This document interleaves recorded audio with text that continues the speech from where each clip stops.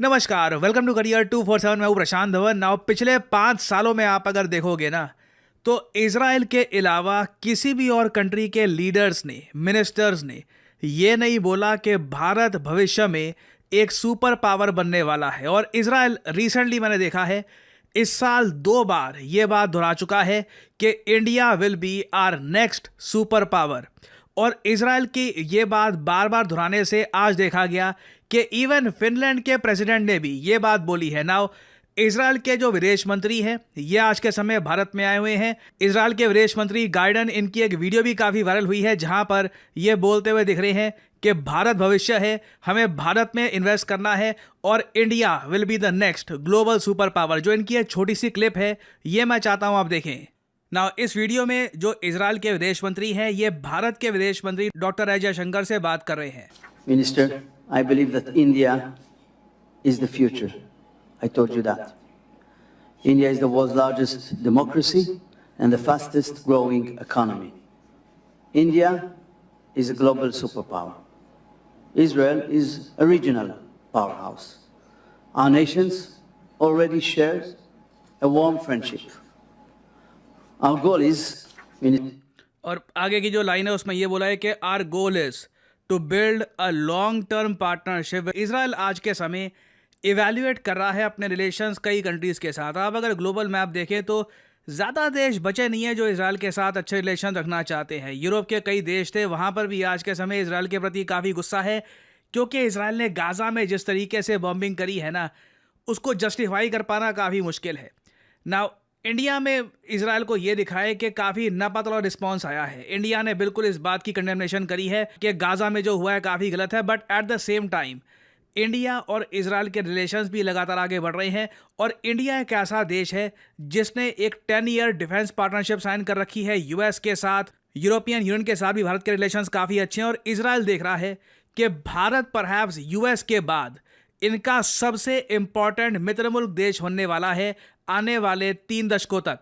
और अगर यहाँ पे आपका सवाल है कि स्पेसिफिकली आने वाले 3 दशकों की क्यों बात चल रही है, देखिए रीज़न बहुत ही सिंपल है। दुनिया के ज़्यादातर economist, international institutions by and large on an average एक बात को लेकर एग्री करते हैं कि भारत एक सुपर पावर बनने की राह पे इस वक्त है और 2047 तक India will become a super power. इसके बारे में चाहे मार्टिन वुल्फ, उसके अलावा कई जो यूएस के थिंक टैंक्स हैं, उनके बारे में आप पढ़ सकते हैं। भारत की जो ग्रोथ रेट है ये इवेंचुअली मोस्ट प्रॉब्ली आप देखोगे 7%, 7.5% के आसपास पहुंच जाएगी and that will propel India towards a super power status. और ये बात सिर्फ मैं नहीं कह रहा, देखो मैं ये बात जानता हूँ कि ये सुपर पावर 2020 को लेकर मीम्स ही बन चुकी है इन द पास्ट।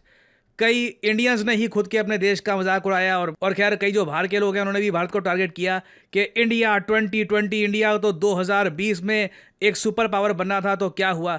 देखिए 2020 तक अब्दुल कलाम साहब ने ये कहा था कि भारत में पावर्टी बिल्कुल ख़त्म हो जाएगी और एक्सट्रीम पावर्टी इंडिया में ना के बराबर बची है। अभी रिसेंटली वर्ल्ड बैंक ने ही बोला है कि एक्सट्रीम पावर्टी भारत में अब 5.3% के आसपास बची है। सो ओवरऑल इंडिया बिल्कुल जिस तरीके से ग्रो कर रहा है, it is on its way to becoming a super power. और इजराइल बिल्कुल चाहेगा कि इस फ्यूचर सुपर पावर के साथ इनके डीप रिलेशंस हो।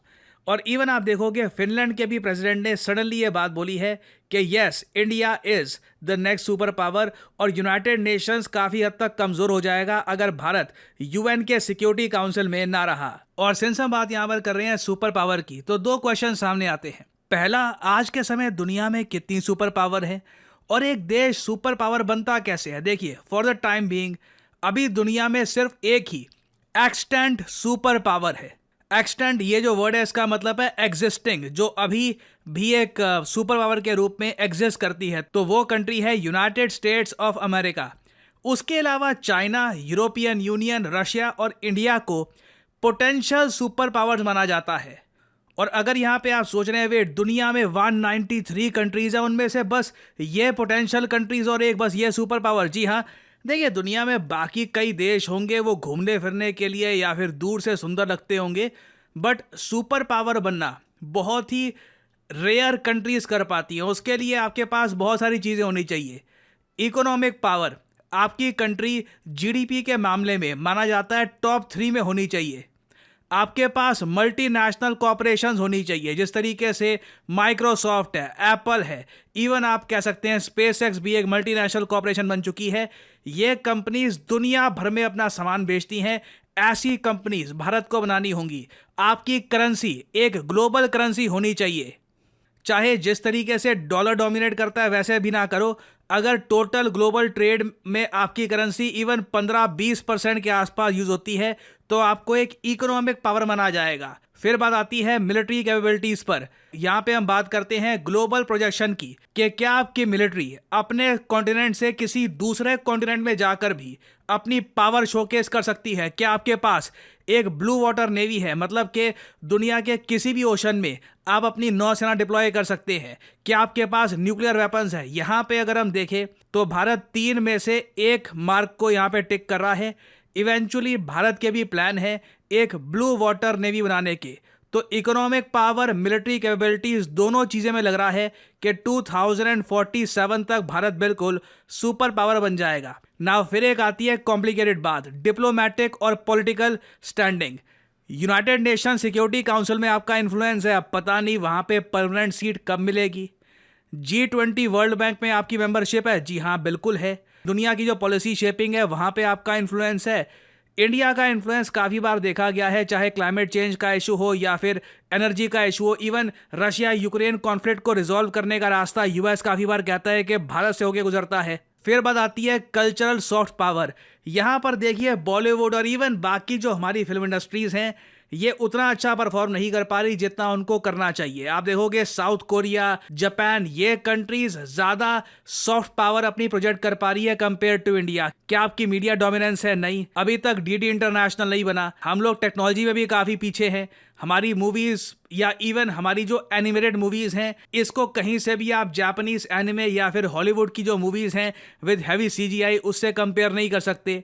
हमारी आइडियोलॉजी की भी कोई इतनी अपील नहीं है। इंडिया की इमेज आज के समय आप देखोगे सोशल मीडिया पर कई ये बॉट अकाउंट्स ने ऐसी बना रखी है कि काफ़ी अनसेफ, अनक्लीन कंट्री है। फिर हम बात करते हैं टेक्नोलॉजिकल इनोवेशन में। यहाँ पर देखिए भारत धीरे धीरे आगे बढ़ रहा है। AI और क्वांटम में slowly we are moving ahead. Space technology में भी भारत काफ़ी आगे है थैंक्स टू इसरो। और finally geographical resources, large territory. क्या बहुत बड़ी आपके पास एक टेरिटरी है? बिल्कुल है। पॉपुलेशन बहुत बड़ी है, जी हाँ बहुत ज़्यादा बड़ी है। पॉपुलेशन के प्रोपोर्शनली नेचुरल रिसोर्सेज हैं। देखिए खाना पीना तो है, इंडिया आराम से खुद के लिए फूड ग्रो कर सकता है और इवन पानी के भी साधन हैं। बाकी एनर्जी सोर्सेज के लिए हम काफ़ी हद तक डिपेंडेंट है। तो इवेंचुअली 2047 का जो इंडिया होगा उसमें आप देखोगे हमारे जो एनर्जी सोर्सेज हैं, चाहे उस वक्त हम कोई भी एनर्जी सोर्स यूज़ कर रहे हों, उसमें भी डोमिनेंस चाहेंगे, उसमें भी कंप्लीट कंट्रोल चाहेंगे। तो बिल्कुल आप ये सब चीज़ें अगर देखोगे तो लग रहा है कि फ्यूचर में भारत एक ग्लोबल सुपर पावर बन सकता है। और इसलिए इजराइल अकेला देश है जो ऑलमोस्ट हर साल जो लाइनें दोहराता है। और अब इजराइल के साथ साथ पहली बार मैंने देखा है कि फिनलैंड के प्रेसिडेंट ने भी कहा है कि yes, India will be the next global super power. Now ये सब चीज़ें जानकर क्या आप कह सकते हैं कि आप भी मान रहे हैं ये बात कि साल 2047 तक India certainly can become a super power? लिखिएगा इसके बारे में कमेंट सेक्शन में, मैं जानना चाहूँगा आपका ओपिनियन। फाइनली आपसे सवाल पूछूंगा, वो कौन सी कंपनी है जिसने वीर नाम की एक मिलिट्री इलेक्ट्रिक व्हीकल को लॉन्च किया है specifically for defence operations? Bharat की ये पहली इलेक्ट्रिक व्हीकल है designed specifically for defence operations. ये है यहाँ पे आपकी ऑप्शंस, प्रवाइग, टाटा मोटर्स, महिंद्रा डिफेंस या अशोक लीलैंड। कमेंट सेक्शन में करिए उत्तर। जो लोग देंगे सही आंसर उनकी कमेंट को मैं दे दूंगा हार्ट, ताकि बाकी लोग समझ पाएं कि सही उत्तर क्या है। नाउ लाइफ में कई चीज़ें होती है जिनके बारे में हमें पता है बट ये नहीं पता कि आगे क्या स्टेप्स ले। जैसे हम सबको पता है कि भारत आज के समय 25 से 50% स्किल शॉर्टेज फेस कर रहा है साइबर सिक्योरिटी रोल्स में। नौकरियां हैं साइबर सिक्योरिटी की फील्ड में, बस लोग नहीं हैं। ये जॉब्स अवेलेबल है और आप सबको पता होगा किसी ना किसी एक दोस्त के बारे में, रिलेटिव के बारे में जो एक साइबर सिक्योरिटी एक्सपर्ट के रूप में काम कर रहा है कहीं पर। इनिशियली 8 लाख रुपए और फिर जैसे जैसे साल बीतते रहे तो पर एनम 20 से 25 लाख रुपए कमा रहा है। Now how do you get there? How do you eventually get there? अगर आप इस वक्त बीटेक, BSc, BCA, MTech कर रहे हैं तो करियर 247 का साइबर सिक्योरिटी फोर्स आपको वो इंपॉर्टेंट नॉलेज और क्वालिफिकेशन दे सकता है जिससे आप अपना करियर बिल्ड कर सकते हैं इन साइबर सिक्योरिटी। और यहाँ पर मैं सिर्फ टेक्निकल बैकग्राउंड के लोगों की बात नहीं कर रहा।